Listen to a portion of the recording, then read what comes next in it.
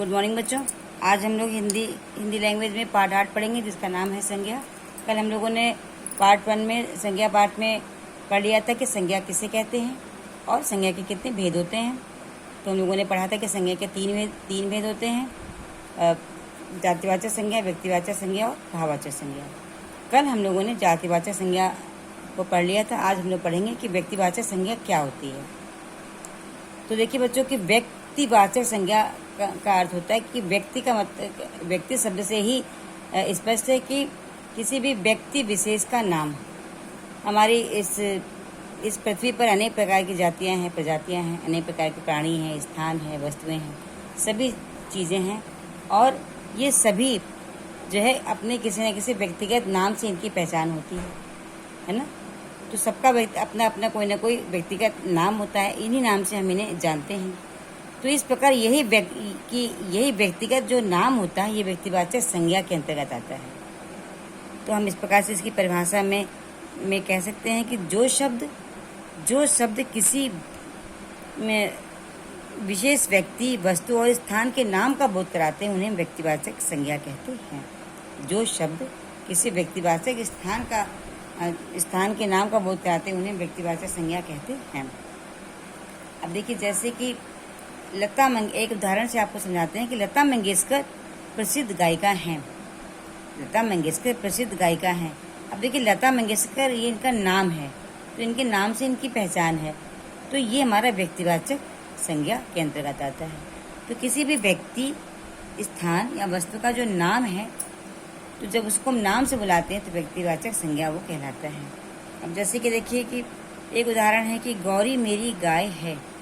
अब गाय तो बहुत सारी होती हैं, लेकिन गौरी गाय का ये नाम है, तो ये जो है गौरी का व्यक्तिगत नाम है जो किसी व्यक्ति विशेष ने इसको दिया है। तो ये गौरी शब्द क्या हो गया, व्यक्तिवाचक संज्ञा के अंतर्गत आता है। अब इस तरह से एक उदाहरण है कि रामचरितमानस हिंदू का प्रसिद्ध धार्मिक ग्रंथ है। अब देखिए बहुत सारे ग्रंथ होते हैं, लेकिन यहाँ पर नाम दिया है कि रामचरितमानस, तो जब नाम दिया है तो ये व्यक्तिवाचक हो गया, ठीक है, क्योंकि ये एक विशेष ग्रंथ के बारे में बताया जा रहा है, तो उसका व्यक्तिगत नाम है। तो इस प्रकार से जब भी किसी भी विशेष वस्तु, व्यक्ति और स्थान के नाम का जो शब्द बोध कराते हैं वे सभी शब्द जो है वो व्यक्तिवाचक संज्ञा के अंतर्गत आते हैं। अब देखिए हमारा आता है भाववाचक संज्ञा। नंबर 3 है भाववाचक संज्ञा। तो भाववाचक संज्ञा का अर्थ होता है कि जिन शब्दों के द्वारा हम कुछ महसूस करें, भाव हमारे अंदर आए। तो हमारे आसपास जीवन में बहुत सी ऐसी चीज़ें होती हैं जिन्हें हम महसूस कर सकते हैं और ये जीवन के भाव होते हैं। जैसे कि अगर हम कोई चीज़ खाते हैं तो उनमें कोई ना कोई स्वाद होता है, खट्टी होती है, मीठी होती है, नमकीन होती है ना। तो अगर मीठी है तो उसकी मिठास हमें महसूस होती है ना। कड़वी है तो उसकी कड़वाहट है, खट्टी है तो उसकी तो हम कहते हैं अरे बहुत खटास है इसमें। तो ये जो भाव हैं, ये जो शब्द होते हैं जिन्हें बोलते हैं कि अरे इसमें बहुत मिठास है, इसमें बहुत कड़वाहट है, तो ये सारे जो शब्द होते हैं वो भाववाचक संज्ञा के अंतर्गत आते हैं। तो जिन शब्दों से हमें किसी भी भाव, अवस्था, गुण और क्रिया के व्यापार का पता चले वे भाववाचक संज्ञा के अंतर्गत आते हैं। अब देखिए भाव में अवस्थाओं में देखिए जो क्या होता है कि बचपन एक अवस्था होती है, ठीक है। तो ये अगर हम कहें कि बचपना है, उसमें इस व्यक्ति में बहुत बचपना है, तो बचपना का अर्थ होता है कि छोटे बच्चों जैसी हरकतें, तो ये भी एक भाव है, ये हमारा भाववाचक संज्ञा के अंतर्गत आता है। अब देखिए एक उदाहरण है कि माँ की ममता अनमोल होती है। माँ की ममता, अभी ममता शब्द क्या है, भाव है, माँ के मन का भाव होता है ना। तो ये ममता शब्द क्या है, भाववाचक संज्ञा के अंतर्गत आता है। अब गर्मियों की प्यास ठंडे पानी से बुझती है। तो ये जो प्यास जो है क्या है, प्यास हमारे एक भाव है, ठीक है, क्योंकि ये कोई महसूस होती है। तो जिन चीज़ों को हम महसूस करते हैं वे हमारे भाव के अंतर्गत आते हैं। अब देखिए एक उदाहरण है कि बुढ़ापा मनुष्य को मजबूत बना देता है। बुढ़ापा शब्द क्या है, एक ही जीवन की अवस्था है। तो बुढ़ापा शब्द क्या है, ये हमारा एक भाववाचक संज्ञा के अंतर्गत आता है। तो इस प्रकार से जिन शब्दों से हमें किसी भाव, अवस्था, गुण अथवा क्रिया के व्यापार का पता चले वे भाववाचक संज्ञा के अंतर्गत आते हैं। अब देखिए, क्रिया में भी भाववाचक संज्ञाएं होती हैं कि हवाई जहाज उड़ान भर रहा है। एक उदाहरण है कि हवाई जहाज उड़ान भर रहा है। तो ये उड़ान शब्द क्या है? ये क्रिया से बना है, उड़ना, ठीक है, उड़ना से बना है उड़ान।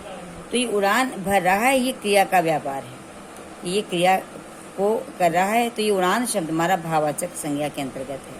तो इस ठीक है, इसी प्रकार से हम इसकी परिभाषा में कह सकते हैं कि भाव, अवस्था, गुण और क्रिया के व्यापार का पता बताने वाले शब्दों को हम भाववाचक संज्ञा कहते हैं। अब देखिए, भाववाचक संज्ञा का निर्माण कैसे होता है, कैसे बनती है? तो भाववाचक संज्ञा के निर्माण में जो शब्द दिए जाते हैं उनमें पन, ता या वा आदि शब्दांशों को अंत में जोड़ करके भाववाचक संज्ञा का निर्माण किया जाता है। और जो भी भाववाचक संज्ञा बनती है वो जातिवाचक संज्ञा शब्दों से ही बनती है। ठीक है, तो जातिवाचक संज्ञा शब्दों से बनेगी और सर्वनाम से बनेगी और विशेषण से और क्रिया से और अविकारी शब्दों से। तो भाववाचक संज्ञा शब्दों का जो निर्माण होता है वो जातिवाचक संज्ञा शब्दों से होता है, सर्वनाम से होता है, विशेषण से होता है, क्रिया से होता है और अविकारी शब्दों से होता है। अब देखिए, एक शब्द है मित्र। ठीक है, तो मित्र हमारा क्या है? जातिवाचक ये शब्द है मित्र। अब इसमें क्या जोड़ दिया? ता जोड़ दिया आखिरी में, तो भाववाचक शब्द बन गया मित्रता। इस प्रकार से जातिवाचक शब्दों में पन, ता और वा शब्दांशों को जोड़ करके भाववाचक शब्द बनाए जाते हैं। अब एक शब्द हमारा है ठग। ठग हमारा जातिवाचक शब्द है। इसमें देखिए क्या लगा दिया? बड़ी ई लगा दी, तो बन गया ठगी। तो ये भाववाचक शब्द हो गया। ठीक है, तो इसी प्रकार से व्यक्ति जातिवाचक शब्दों से भाववाचक संज्ञा बनाई जाती है। अब देखिए, सर्वनाम शब्दों से किस तरह से बनती है? अब निज एक शब्द है जो कि सर्वनाम शब्द है। अब इसमें त्वा लगा दिया तो बन गया निजत, मतलब अपना, खुद का।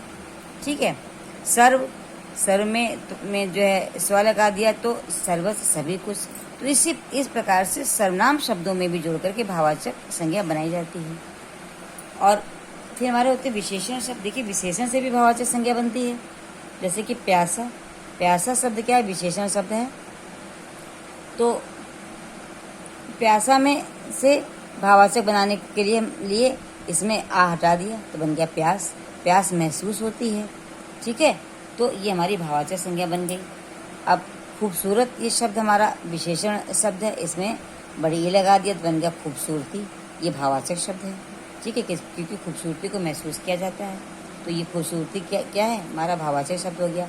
इस प्रकार से विशेषण शब्दों से भी भाववाचक संज्ञा शब्द बनाए जाते हैं। अब देखिए, क्रिया शब्दों से किस प्रकार भाववाचक शब्द बनते हैं? उतरना ये हमारा एक क्रिया शब्द है। भाववाचक कैसे बनेगा? इसमें ना हटा करके आई लगा दिया तो बन गया उतराई। ठीक है, ये हमारा बन गया भाववाचक शब्द। चढ़ना ये क्रिया है, तो क्रिया को भाववाचक किस तरह से बनाएंगे? इसमें आई लगा दिया, बन गया चढ़ाई, ना हटा के। इस प्रकार से क्रिया शब्दों से भी भाववाचक संज्ञा बनाई जाती है। चढ़ाई, उतराई, जमना का जमाव, पढ़ना का पढ़ाई, ये हमारे भाववाचक शब्द हैं जिन्हें हम महसूस करते हैं। ठीक है, तो इस प्रकार से क्रिया शब्दों से भी भाववाचक संज्ञा बनाई जाती है। अब देखिए बच्चों, हम लोग पढ़ेंगे द्रव्यवाचक संज्ञा किसे कहते हैं। तो द्रव्य जो पदार्थ होते हैं, इन्हें हम गिन नहीं सकते, इन्हें हम तौलते हैं, इन्हें मापा जाता है, इन्हें तौला जाता है। तो जिन पदार्थों को गिना नहीं जा सकता उन्हें केवल हम लोग तौलते हैं। जैसे कि हम कह सकते हैं लोहा है, सोना है, चांदी है, पीतल है, और जो हमारे लिक्विड हैं, घी, तेल, दाल, घी, तेल, पानी है, दाल है, चावल है, ऐसे चीज़ें जिन्हें हम गिनते नहीं बल्कि तौलते हैं, वे सभी द्रव्य के अंतर्गत आती हैं। ठीक है, और ये धातुएं और जो द्रव्य हैं ये ऐसे पदार्थ होते हैं जो सदा एक वचन में ही लिखे जाते हैं। जैसे कि चावल। अब चाहे 1 कुंटल जो चावल हो, चाहे जितना चावल बोलेंगे तो उसको चावल ही बोलेंगे, क्योंकि उसमें चावल में 1 2 नहीं अनगिनत चावल होते हैं। तो इस तरह से ये सदैव एक वचन में रहते हैं। और इस प्रकार इसकी परिभाषा में हम बता सकते हैं कि जिन संज्ञा शब्दों से उनके किसी पदार्थ या द्रव्य होने का पता चले उन्हें हम द्रव्यवाचक संज्ञा कहते हैं, या ये शब्द द्रव्यवाचक संज्ञा कहलाते हैं। जैसे कि घी, दाल, सोना, चांदी, पीतल, ये सभी क्या है? द्रव्यवाचक संज्ञा शब्द हैं। अब हम पढ़ेंगे समूहवाचक संज्ञा क्या होता है। तो समूहवाचक बच्चों की, जैसा कि शब्द से ही स्पष्ट है कि समूह यानी कि कुछ लोग जहाँ पर इकट्ठा हों, ठीक है, एक ग्रुप। तो जैसे कि एक हम शब्द इस्तेमाल करते हैं सेना। अब सेना शब्द से ही स्पष्ट होता है कि उसमें बहुत सारे सैनिक हैं, तो कहते हैं सेना गई। और अगर कहीं पर बहुत सारे लोग इकट्ठा होते हैं तो कहते हैं वहाँ बहुत भीड़ जमा है। तो भीड़ का अर्थ हो गया कि वहाँ पर बहुत सारे लोगों का समूह है। तो इस तरह के जो शब्द हैं जिन्हें हम अपने दैनिक बोलचाल की भाषा में बोलते हैं कि भीड़ है, सेना है, और कहते हैं पंछियों का झुंड आ गया है, फूलों का गुच्छा है, चाबियों का गुच्छा है, तो ये सभी शब्द हमारे समूहवाचक संज्ञा के अंतर्गत आते हैं। तो ऐसे शब्द जिनके द्वारा किसी भी समूह का बोध हो वो सभी समूहवाचक संज्ञा कहलाते हैं।